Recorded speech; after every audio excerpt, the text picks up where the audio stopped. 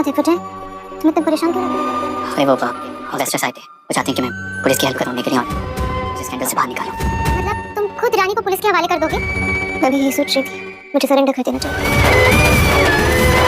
आगे आने वाले एपिसोड धमाकेदार होने वाले हैं। जी हाँ दोस्तों, दरअसल रानी देवगजय से पूछती है कि तुम इतने परेशान क्यों हो। तभी वो बताता है कि हॉस्पिटल वाले मिस्टर मेरे पास आए थे, मैं उनकी कुछ हेल्प कर दूं।